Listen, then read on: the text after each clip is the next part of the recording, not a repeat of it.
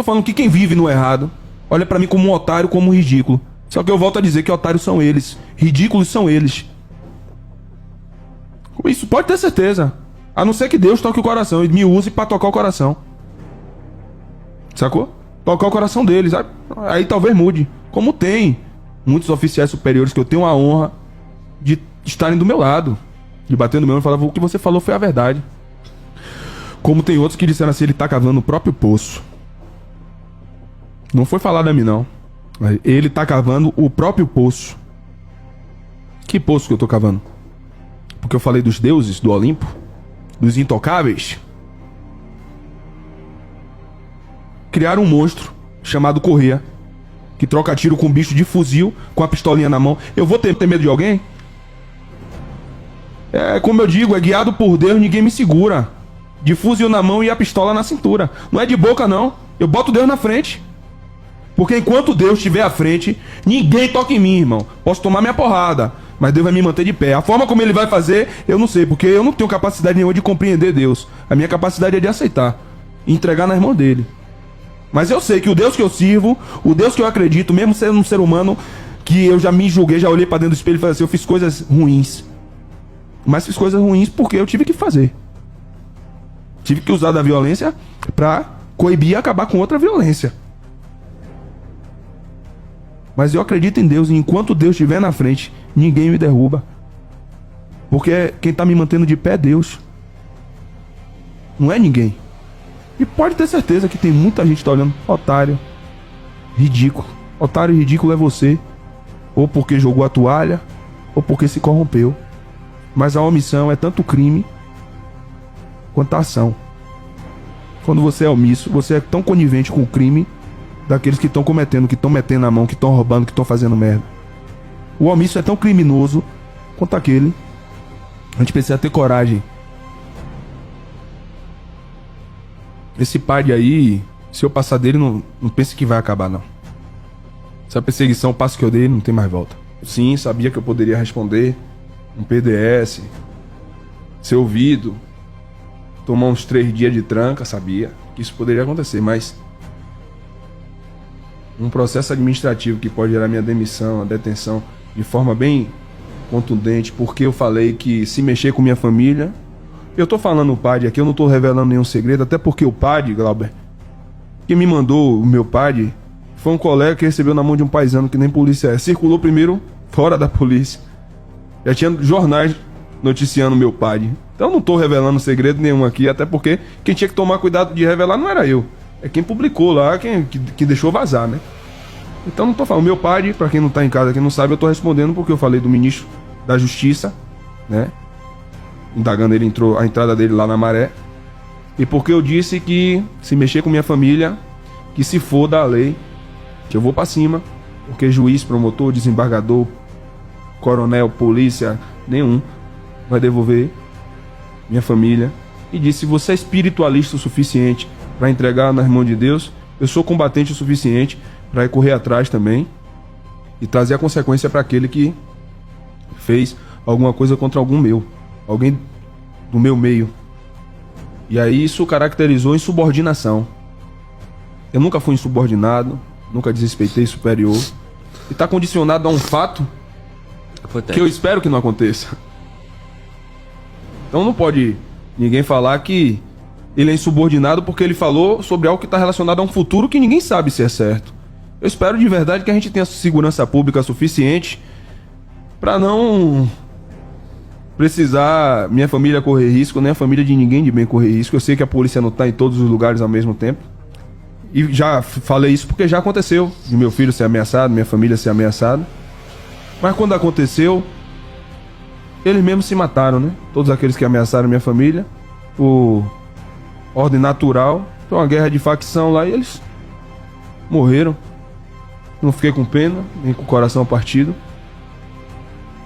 Mas não fui insubordinado quando o fato aconteceu. E nem como tá no PAD, que tá condicionando a algo futuro.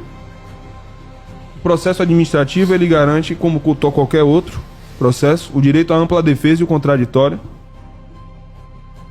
Apesar de não acreditar muito na justiça brasileira, na justiça que eu vejo o bandido sair na audiência de custódia, que eu vejo uma mulher que junta com o namorado para matar os pais na rua solta.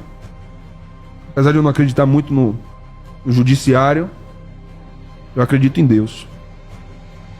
Então assim, esperar o processo acontecer e ver o que vai dar, né? Não espero algo muito bom, porque na verdade essa proporção, alguns acharam que ele vai sair candidato. Mas pra quem não sabe, se eu for demitido eu me torno inelegível. Então talvez a jogada seja essa. O medo de eu sair candidato, né? Me demitir pra eu me tornar inelegível, mesmo que depois eu consiga voltar através de processo. Esse processo pode demorar um tempo suficiente para passar a eleição, correr a ser esquecido, porque o povo esquece muito fácil. Os nossos representantes, as pessoas que bateram de frente, foram esquecidas de maneira muito fácil. Só lembram em datas comemorativas. Já tá sabendo aí o que aconteceu, né? Felizmente, eu como seu comandante direto, vou pedir a você que descarregue o armamento. E a farda você não poderá usar dentro do período de 30 dias aí. A gente, depois de 30 dias, vai aguardar se vai prorrogar ou não. Mas entregar sua arma, não poderá andar fardado, tirar serviço fardado. Sim, senhor. O insubordinado falou, sim, senhor. Fui lá, devolvi a arma. Enfim. Abri aqui o PAD, que tá na internet, todo mundo teve acesso. Foi publicado no Instagram. Então não sou eu que tô... Os artigos que eu... Vários Instagram. Eu printei isso aí, porque caso digam que... Inclusive eu tô sendo acusado de ter revelado os segredos da polícia, de ter usado da polícia para o meu crescimento na rede social, sendo que hoje a gente se bateu até com um seguidor e ele falou: irmão, só comecei a te seguir, eu não sabia nem que você era policial. Eu tinha visto vídeos seus de costa, eu não sabia que você era policial. Eu falei, a ideia desse cara bate com a minha. É quando eu entrei no seu Instagram que eu soube que você era policial. Então assim, dizem que o meu crescimento na rede social foi por conta da polícia, improbidade administrativa, mas o início de tudo é a minha fala, que se for da lei, caso mexa com minha família, e o que eu falei do ministro da Justiça, que eles dizem que eu alego que o ministro da Justiça tem conchavo com o tráfico. Na verdade, eu quero saber a tática, a técnica que ele usou para entrar esses 15 metros sem haver confronto, porque eu não chego nem a 5 metros, o pau já tá quebrando, é tiro, entendeu? Então eu queria saber a técnica. Ou talvez o que o deputado Nicolas falou de usar políticos na frente da guarnição, talvez vai evitar confrontos policiais, né? Tem alguns políticos que entram na favela e não rola troca de tiro, ninguém afronta, ninguém ameaça, mas quando entra um Uber, um taxista, a gente é um cidadão normal, comum, de carne e osso, ele é encurralado. Você tá indo visitar um morador, como é o nome do morador, você é de que comunidade? Se for de uma comunidade que é facção rival, os caras matam, os caras encurralam, pede pra ver o celular. Então eu só queria saber, né? Foi em base nessa fala, enfim, que eu falei, que insinuar que o ministro da Justiça tinha... Não, eu como um cidadão eu quero saber só a tática que ele usou, né, pra gente passar pros demais cidadãos aí, pra poder usar a mesma técnica quando entrar em lugar dominado pelo tráfico, né? Fazer a quebra do meu sigilo, eu autorizo, o meu sigilo bancário, eu autorizo. O que tem na minha conta hoje foram as pessoas que doaram, né? E o salário do meu último mês, que eu ainda recebi normal, porque na polícia assim, a gente trabalha o mês passado para receber esse mês. Então esse mês que eu tô afastado, no mês que vem, R$ 1.300. O advogado que tá me defendendo, mandar um abraço, Dr. Vivaldo Amaral, um advogado excelente, tem história, cara que quase se tornou desembargador no estado da Bahia, por questões políticas. Não conseguiu, mas o Dr. Vivaldo fez isso de forma gratuita, só que o dinheiro que as pessoas doaram para mim, eu deixei separado esse dinheiro, porque eu não sei o que é que vai vir. De repente esse processo dure, eu seja demitido, dure 2, 3 anos aí, eu vou viver de quê? Então vou usar, sim, a rede social para me manter. Vou tentar, vou vender, vou fazer alguma coisa, só não vou roubar porque não nasci pra ser ladrão.